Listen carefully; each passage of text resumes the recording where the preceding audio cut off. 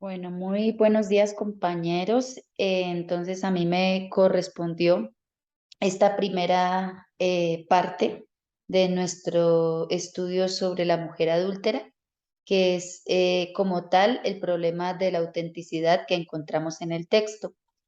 Voy a compartirles la pantalla para poder dar inicio a este estudio. El problema de la autenticidad. Bueno, este texto siempre ha sido motivo de cuestionamientos por diferentes circunstancias. En el siglo XII aún no se cierra la discusión sobre este texto, sobre su origen, sobre si hacía parte del cuarto evangelio o de los sinópticos en la iglesia griega. Sin embargo, en el siglo VI, algunos autores la retoman, como Teodoro de Divesa, Erasmo de Róterdam y Hugo Grotius. Hoy en día se suele considerar que no es originalmente del Evangelio de Juan, sino que es un añadido posterior. Para Betker, que ha hecho un amplio estudio sobre esta perícopa, la historia proviene de una tradición oral del Evangelio o también de un ambiente de la tradición sinóptica original. Vamos a abordar la crítica externa y la crítica interna que nos propone en este estudio el padre Wilton. Los testigos más antiguos del texto no conocen la perícopa de la mujer adúltera, sino que conocen desde Juan 7:52 hasta 8:11. Es decir, 7:52 vemos que dice, ellos le respondieron, ¿también tú eres de Galilea? Indaga y verás que de Galilea no sale ningún profeta. De ahí pues no estaba esta perícopa de la mujer adúltera 8:1-10, sino que se salta a 8:11, ¿no? Entonces, vemos que los manuscritos más antiguos de esta perícopa no contienen los testigos más antiguos, perdón, del texto no conocen esta perícopa. El código más antiguo que contiene la perícopa es el Besae Cantabrigensis del siglo V. En cuanto a los manuscritos armenos y traducciones siríacas del Nuevo Testamento, las más antiguas no la conocen y las recientes no concuerdan entre sí. Los padres griegos y algunos testigos de la traducción latina omiten la perícopa. Sin embargo, la Vetus Latina y Vulgata sí contienen la sección. En algunos manuscritos, la perícopa está en otro lugar. Por ejemplo, en el minúsculo 225 aparece después de Juan 7:36. Es decir, aparece justo de aquí. Bueno, el 36 es, ¿qué es eso que ha dicho? Me buscaréis y no me encontraréis, y vosotros no podéis ir a donde yo esté, cuando Jesús está anunciando su próxima partida. Entonces la ubican justo en este momento. Los manuscritos de la familia 1 la ubican al final, al final, al final. Vemos pues por todas estas diferentes circunstancias de este texto, que si era de la tradición oral del Evangelio, que si era del cuarto Evangelio, que si pertenecía más bien a los sinópticos, que la canonicidad de este texto es reconocida, pero después de un largo proceso.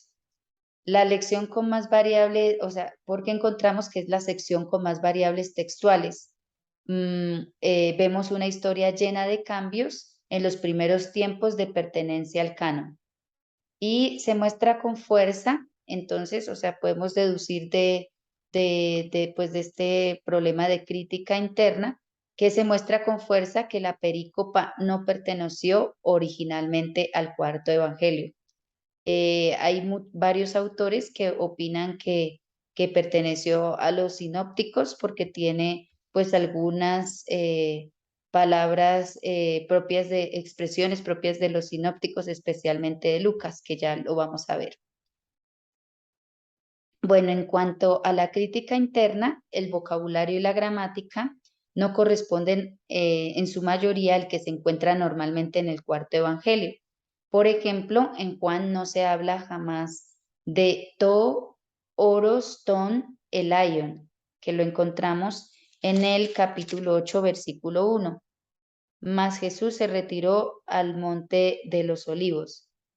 No se usa la expresión temporal orsu del 8.2, ni apo tu nun del 8.11. No menciona hoi grammateis entre los dirigentes judíos y no utiliza la categoría hoi presbiteroi del 8.9. No se refiere a la ley de Moisés con entelomai, sino con los verbos didomi o grafo e incluso el término entolai. Estos son, vemos que son pues como vocabularios, gramáticas, formas de escribir que nos corresponden a las que usualmente vemos en el cuarto evangelio. En cuanto al estilo y el vocabulario, tiene bastante acuerdo con los evangelios sinópticos, especialmente con Lucas, en la combinación de términos técnicos y construcciones peculiares que son propias de este evangelista. Por ejemplo, las siguientes. Y se fueron cada uno a su casa. Jesús, por su parte, se fue al Monte de los Olivos. De madrugada se presentó de nuevo en el templo. Él se sentó y se puso a enseñarle.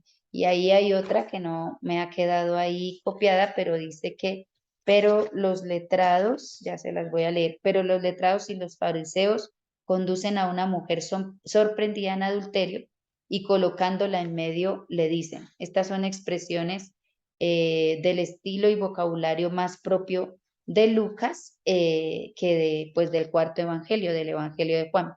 Sin embargo, hay algunos términos en esta perícopa que Lucas desconoce. Por ejemplo, epautoforo del 8.4, catagrafo, capítulo 8, versículo 6, anamartetos del 8.7, moigeía 8.3, iscaseis, capítulo 8, versículo 9.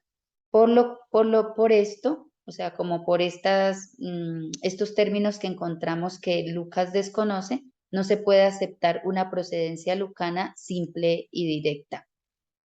En cuanto a la temática de la perícopa, pensaría uno que a lo mejor, pues por todos estos problemas de crítica interna, de vocabulario, de gramática, podría desencajar la perícopa en el lugar en el que está ubicado, ¿no?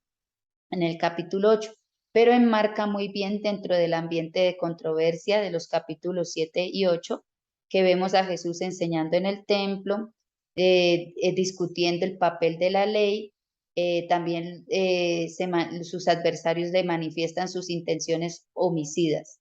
Y el Jesús joánico que se presenta aquí, perdón que ahí se me fue enviado con B y es con V, se presenta como el Hijo enviado al mundo para no condenar al mundo, sino para salvarlo.